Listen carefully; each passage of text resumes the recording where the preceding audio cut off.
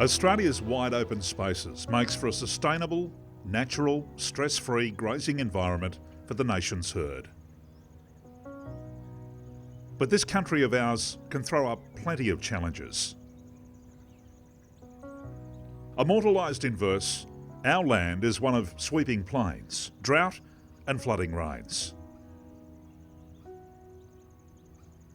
Through ingenuity, adaptability, belief and hard work comes a yarn that we can all be proud of. The story of a breed created right here in Australia, perfectly suited for Australia's many environments. You could say Australia's natural wonder. Droughtmaster. We're incredibly proud that we are direct descendants of the man, Monty Atkinson, that had the forethought to start this wonderful breed. Monty Atkinson, Lewis Fisher, Bob Ray and John Francis are considered the founding fathers of Australia's Droughtmaster breed. You know, the pioneer that he was to start from where he did and to push through to what Droughties are today, I think he would be incredibly proud and humbled.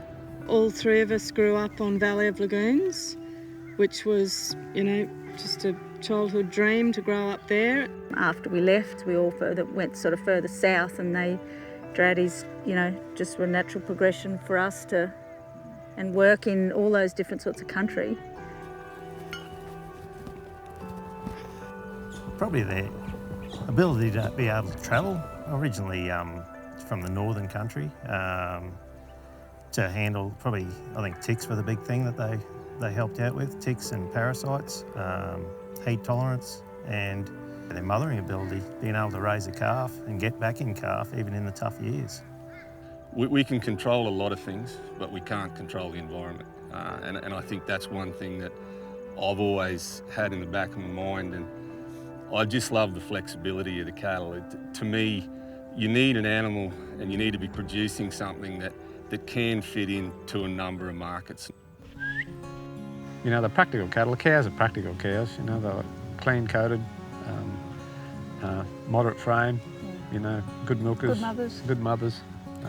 And when you've got family and Sasha works in the yards and children on the place, you know, the days of having wild cattle are gone. No one wants them. They've got a good temperament. Yeah. Yeah, well, Droughtmaster as a breed, I mean, I've had a lot to do with before I came to Nudgee, and they tick a lot of the boxes that we require with Cattle Club. I mean, obviously temperament is our highest requirement, and they well and truly tick that box. So once they've been around these boys for a while, they're essentially bomb-proof. Noises don't worry them, kids underneath them don't worry about them.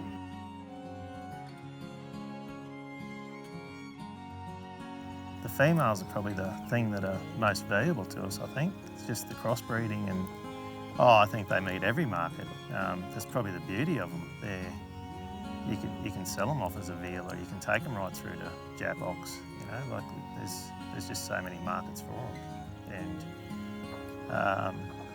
and they will cover from a calf right through to a bullock. So the options are endless.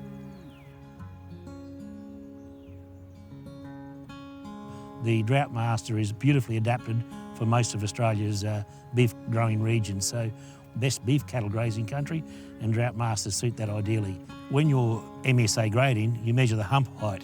As you look across these cattle here, you can see there's very little hump on those cattle. So they're tropically adapted for the environment, but they don't have the hump height, which the experts tell us is related to eating quality.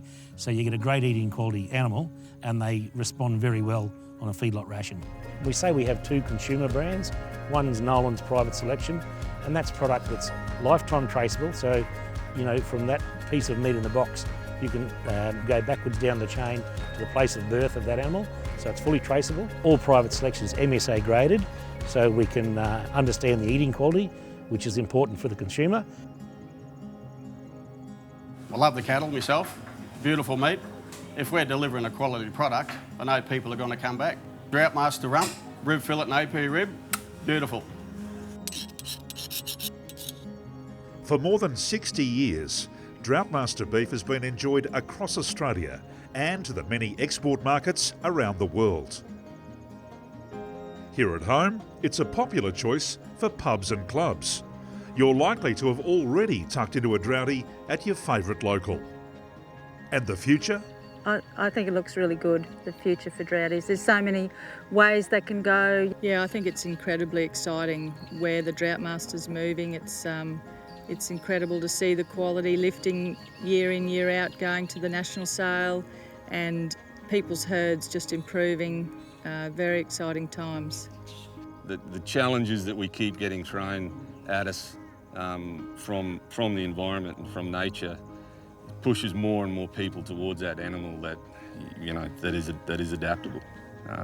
So I think it's really positive. I often think to myself, what would I breed if I didn't breed Droughtmasters? But to us, they're the whole package. I've often thought the same thing. If we weren't breeding Droughties, I'd probably still have them, I think, you know, because there's so many ways you can go with them. If you're pure breeding, you can crossbreed, and yeah, I think they're wonderful. And I love the fact that when you go out to see them in the paddock, or you're working them in the yards, they're just beautiful animals to be around. They want to be around you, and it's just an enjoyment to be with them. I love that part of it. Overall, they're a bloody good breed, so we're very happy with the Droughtmasters. Droughtmaster cattle are Australia's natural wonder because they were created on Australian shores by Australian cattlemen for Australian markets, and I feel incredibly proud that I was part of the makings of this breed. Australia's Droughtmaster cattle are perfectly suited to thrive in a world that's changing before us, where versatility and sustainability are essential. Consumer demands are changing rapidly, supply chains want greater yield, and there's a push for improved animal welfare and for sustainable and natural protein. The Droughty has got this in spades.